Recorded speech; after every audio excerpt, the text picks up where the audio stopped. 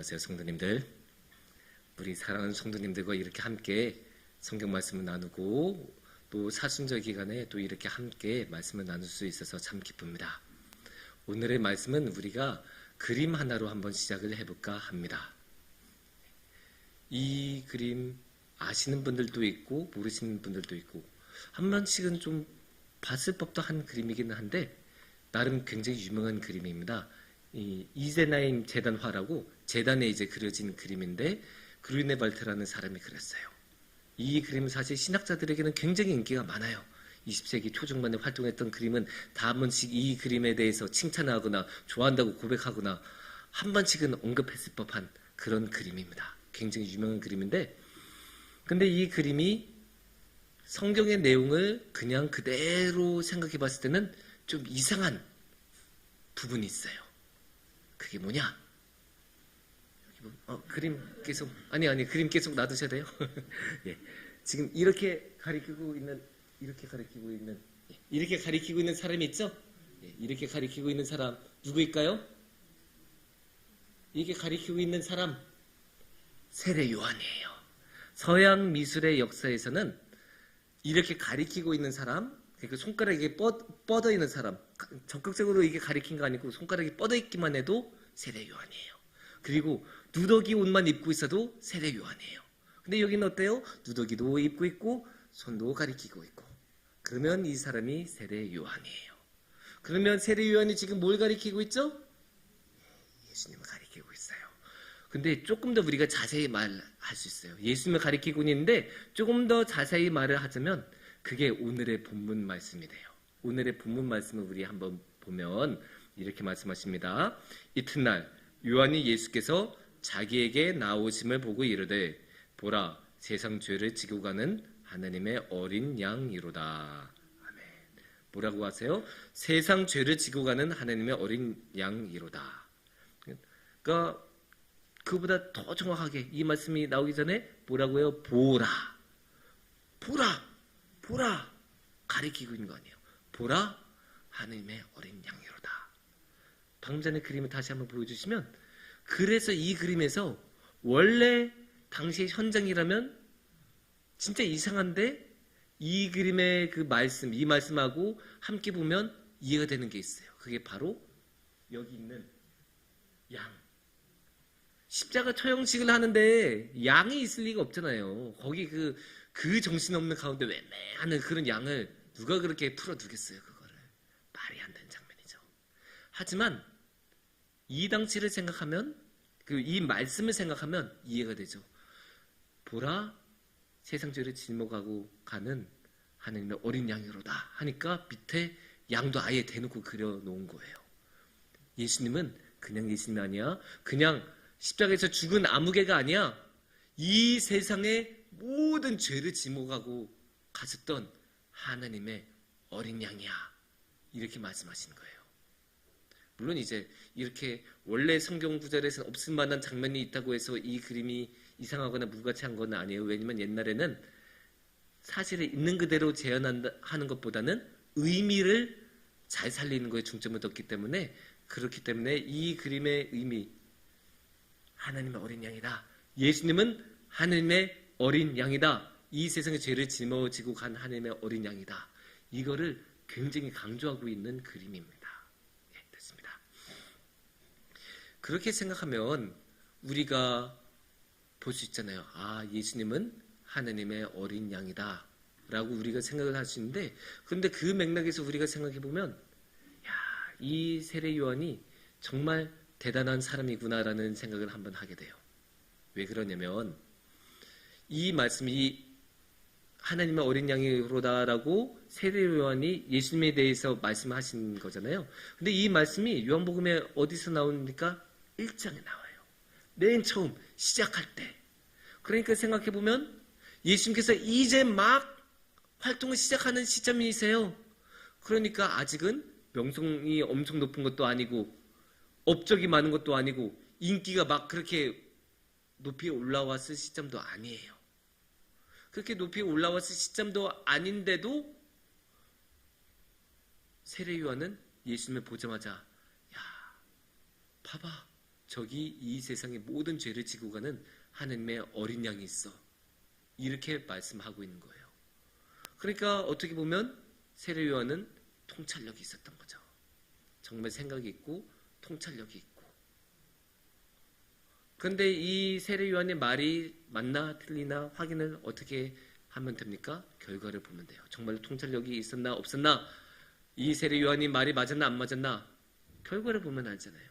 근데 사람의 결과는 어디서 나와요? 생을 마감할 때.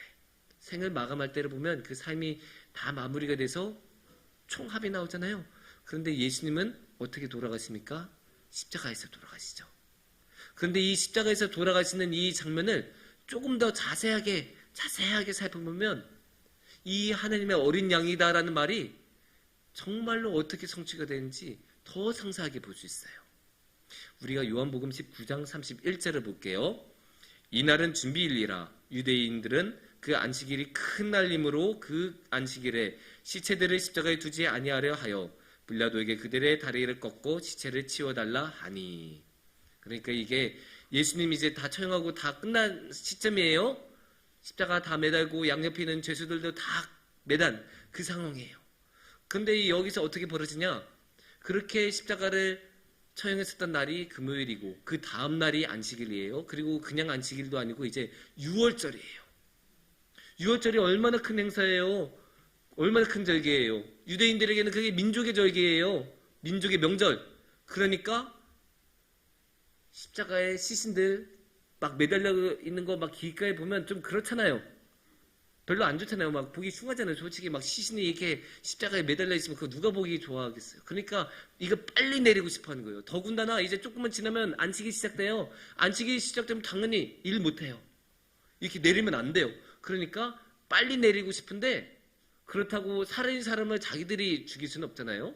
그러니까 빨리 죽음에 이르게 해야 돼요. 그런데 이 빨리 죽음에 이르게 하는 일이 뭐냐? 여기 나온 다리를 꺾고 시체를 치워달라. 그러니까 이게 어떻게 된 거냐면 여기서 꺾는다는 거는 골절상을 입힌다는 거예요. 근데 그게 왜 필요하냐? 이게 십자가에 이렇게 매달리잖아요. 그러면 매달리면 중력에 의해서 당연히 이렇게 몸이 이렇게 축 처져요. 그러면 이게 숨을 쉬기가 굉장히 어려워져요.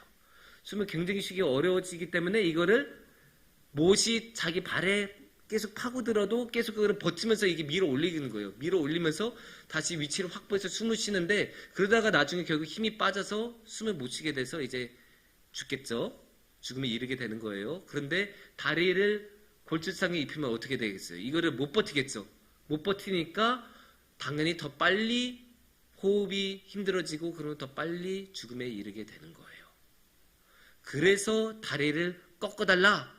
그래서 빨리 죽음에 이르러서 빨리 십자가에서 내려서 빨리 이거 다 치우고 깨끗하게 정리하자. 이거를 원하는 시점인데 그런데 예수님은 어떻게 됐을까요? 33절을 보시면 이렇게 나옵니다. 예수께 이르러서는 이미 죽으신 것을 보고 다리를 꺾지 아니하고. 그러니까 이제 예수님도 이제 다른 죄수들 다 꺾었어요. 이제 예수님 차례예요. 그래서 예수님 꺾으려고 하면 벌써 죽었네? 이렇게 된 거예요. 죽은 사람 굳이 다리 꺾을 필요가 없잖아요. 지금 죽었으면 그냥 빨리 내리는 게 이제 우선이지. 그러니까 안 꺾고 그냥 내렸다. 골절상에 입히지 않고 그냥 내렸다. 이 말입니다. 그런데 이게 왜 중요하냐? 이렇게 예수님이 다리를 꺾지 않은 게 어떤 의미를 갖느냐? 그거는 예수님이 어떤 분이신지를 우리가 기억해야 돼요. 예수님은 하나님의 어린 양이기도 하고 또 다른 말로 하면 뭡니까? 요한 1서 2장 2절을 우리가 보면 이렇게 말씀하십니다.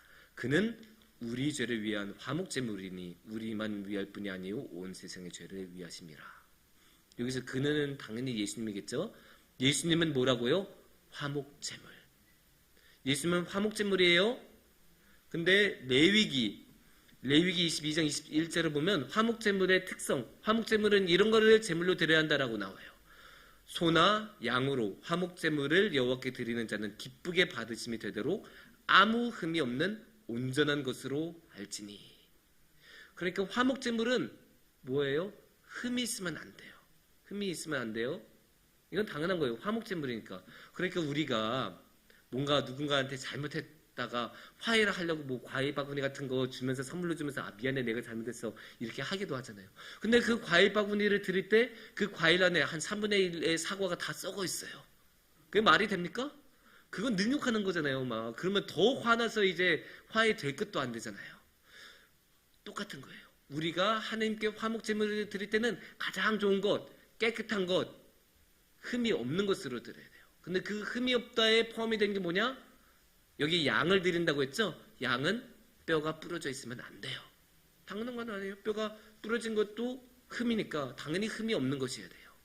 그래서 화목제물은 흠이 없는 것으로 드려야 되는데 예수님은 어떻게 됐다고요? 예수님은 다리를 꺾지 않았어요. 그러니까 예수님은 정말로 흠이 없는 자로서, 흠이 없는 분으로서, 양으로서, 화목제물로서, 하나님의 어린 양으로서 하나님께 드려진 거고 그렇게 삶을 마감하셨어요. 정말로 예수님은 하나님의 어린 양으로 돌아가셨다는 것을 우리가 이 말씀을 보면 알 수 있는 거고 예수님의 삶이 그렇게 결과가 지어졌으니까 그렇게 마무리가 되었으니까 예수님의 삶은 정말로 하나님의 어린 양으로서의 삶이었구나. 그것을 우리가 생각해 볼 수가 있죠. 그런데 이제 이렇게 생각하면 제가 이 말씀을 또 묵상하고 하나님의 어린 양에 대해서 묵상하다 보니까 또 마음이 좀 힘들어진 게 있어요. 예수님은 생각해 보면 이 하나님의 어린 양이다라고 말한 게 언제였다고 했어요? 이제 막 활동 시작할 때라고 했잖아요. 그러니까 예수님의 활동 처음 시작할 때부터 예수님의 삶을 마감하는 그때까지 쭉 모든 순간 모든 인생마다 하나님의 어린 양으로서 살아가셨다는 거예요. 와, 그 부담감이 얼마나 클까? 그런 생각해 보게 된 거예요. 하나님의 어린 양으로서 살아간다면 책임감도 당연히 있을 거고 사람들이 원하는 요구하는 것들도 있을 거고 하나님께서 원하신 것들도 있을 거고 그러면 그 모든 것을 다 짊어지고 지키고 살아가셔야 할 텐데 그 일평생을 그렇게 살아가야 한다는 그 무게감이 얼마나 클까라는 생각을 하게 되었어요. 우리 같은 경우는 이제 열심히 이렇게 예배드리고 기도 열심히 하고 집에 가면 좀 쉬고 싶잖아요. 쉬고 씻고 좀 자고 TV도 보고 밥도 먹고 그러고 싶은 게 우리 사람의 모습이잖아요. 예수님 근데 하나님의 어린 양이면 그렇게 해도 될까? 그런 생각을 우리부터 하지 않겠습니까? 예수님이 생각해보세요. 놀이동산에서 롤러코스터 타고 계시다. 웃음이 나오잖아요. 아무래도 하나님의 어린 양이? 그런 생각을 우리가 하게 되잖아요. 우리조차도 우리가 예수님을 그렇게 사랑하면서도 예수님이 하나님의 어린 양이니까 요구하는 것들이 있어요. 우리가 항상 엄숙하게 무게 잡고 그러기를 우리도 원해요.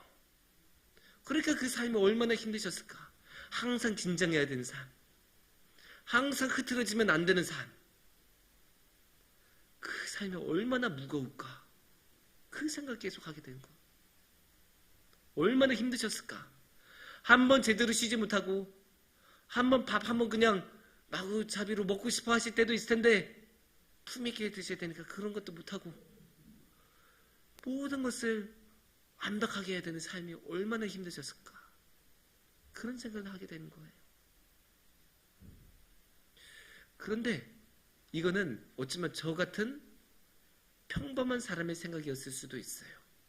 왜냐면 또 이제 저 같은 평범한 사람은 그런 거를 원하니까 예배 끝나면 또 잠도 자야 되고 쉬고 그런 거를 좋아하는 사람이니까 그런 생각을 했을 수도 있어요. 하지만 예수님은 달라요. 예수님은 다르다는 것을 어떻게 아시냐? 누가복음 5장 16절을 우리가 한번 볼게요. 예수는 물러가사 한적한 곳에서 기도하시니라. 예수님은 한적한 곳을 찾아가셔서 기도하셨어요. 우리는 한적한 곳으로 가면 이제 핸드폰도 하고 게임도 하고 남들 몰래 맛있는 것도 먹고 그렇게 할 텐데 아니에요. 예수님은 기도하시는 거예요. 아까 오전 예배 때 담임 목사님께서도 말씀하셨잖아요. 한적한 곳이라는 말이 나오면 기도하는 거다라고 말씀하셨잖아요. 예수님은 기도하세요. 예수님은 한적한 곳을 가시면 기도하세요. 이걸 요즘 우리가 쓰는 말로 하면 어떻게 되냐? 예수님은 틈만 나면 기도하시는 거예요. 조금만 여유가 나도 기도하시는 거예요. 그런데 우리가 그걸 알아야 돼요. 그렇게 틈만 나면 또는 진짜 자유시간, 여유시간에 하는 게 진짜 우리의 마음이 가는 거예요. 예를 들어 막 이제 아기가 태어난 지 얼마 안 된 그런 집들 있잖아요. 그 아빠들, 엄마들 끝나면 아기 보러 가요. 아무리 이제 직장에서 막 뭐 저저 회식에 아유 저 아기 보러 가야 돼요. 끝나자마자 가자. 끝나자마자 딴 데 안 세고 곧바로 집으로 가서 아기 봐야 돼요. 게임 중독자들 어떤지 아십니까? 게임 중독자의 1단계 밥 빼고 모든 시간을 게임해요. 밥만 먹고 게임해요. 두 번째 단계 밥 먹으면서 게임해요. 세 번째 단계 밥 안 먹고 게임해요. 그냥 무조건 게임하는 거예요. 그러다 자다가 좋아 게임. 그리고 다시 자고 게임. 이게 사람의 모습이에요. 틈만 나면 하는 것, 여유 시간에 하는 것, 그게 그 사람의 마음이 가는 거거든요. 그런데 예수님은 틈만 나면 뭐 했다고 하셨어요? 기도. 그러니까 예수님의 마음은 기도했었고, 그건 뭐라고 하냐? 예수님은 기도하는 것을 좋아하셨다. 예수님은 하나님의 어린 양으로 살아가는 것을 좋아하셨어요. 우리로서는 이해가 잘 안 가요. 우리는 10분 기도하는 것도 힘들어요. 하지만 예수님은 틈만 나면 기도하세요. 다른 거예요. 예수님이 이렇게 하나님의 양으로 살아간 것을 좋아하셨다는 것을 단추해낼 수 있는 또 하나의 구절이 있어요. 요한복음 5장 17절을 볼게요. 예수께서 그들에게 이르시되 내 아버지께서 이제까지 일하시니 나도 일한다 하시매. 이게 어떤 장면이냐면 예수님께서 이렇게 기적을 베푸셨는데 왜 안식일을 했냐라고 이제 시비 건 거예요. 너 왜 안식일에 이렇게 했어?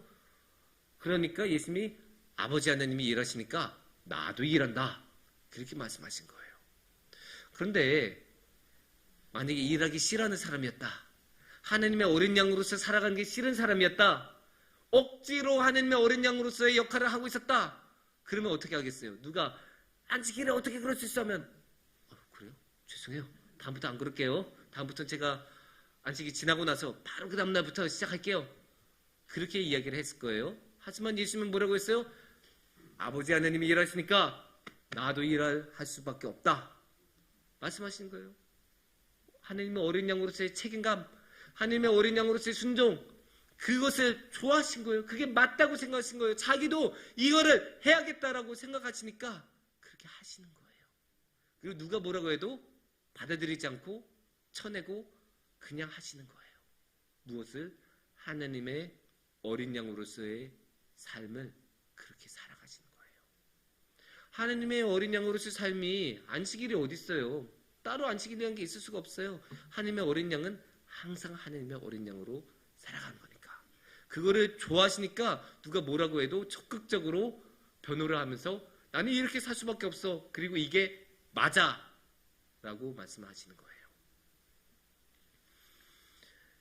그런데 예수님께서 이렇게 열과 성으로 하신 이유 말씀드렸잖아요. 이것을 좋아하셨으니까. 그런데 왜 하나님의 어린 양으로서 살아가는 것을 좋아하셨을까요? 그것도 간단해요. 예수님은 우리를 너무 사랑하셨으니까. 너무 사랑하셨으니까. 그러니까 얘네 그냥 내버려 두면 안 되겠다. 얘네 내버려 두면 이대로 다 어둠으로 빠질 수밖에 없는 애들인데 안 되겠다. 내가 하나님의 어린 양으로서 이 세상 모든 죄를 짊어지고 가야겠다. 그래서 저들도 죄에서 풀어줘야겠다. 이 각오를 가지고 모신 거예요. 그렇게 예수님은 우리는 너무나 사랑하셨으니까 아무리 고난이 크더라도 피하지 않고 오신 거예요. 이거를 조금 더 부드러운 말로 풀면 어떻게 되냐? 내가 너를 위해서라면 기꺼이 십자가 짊어줄게. 내가 너를 위해서라면 기꺼이 하나님의 어린 양으로서 피 흘려줄게. 내가 너를 위해서라면 당연히 몇 번이라도 화목제물이 되어줄게. 예수님께서 이렇게 말씀하신 거예요. 자녀를 사랑하는 부모 당연히 그렇게 하잖아요. 부모가 자녀를 사랑하면 이 자녀를 살리기 위해서 뭐든 하려고 노력하잖아요. 자기 몸이 아파도 하고 자기의 목숨이 위험할 수 있어도 일단 뛰어들고, 자신의 몸이 막 10개가 돼도 모자랄지라도 열심히 일하고. 왜? 자녀를 너무 사랑하니까. 그거하고 같은 거예요. 예수님도 우리를 너무나 사랑하시니까 자기가, 예수님 자신이 아무리 힘드시더라도 무조건 하시는 거예요. 그냥 하시는 거예요. 하나님의 어린 양으로서 하시는 거예요. 그렇게 하신 게 아니라면, 그런 사랑이 없다면 예수님이 이렇게까지 십자가를 지신다는 게 이해가 안 가요. 설명이 안 돼요. 그러니까 예수님의 그 십자가에는 사랑이 있던 거예요.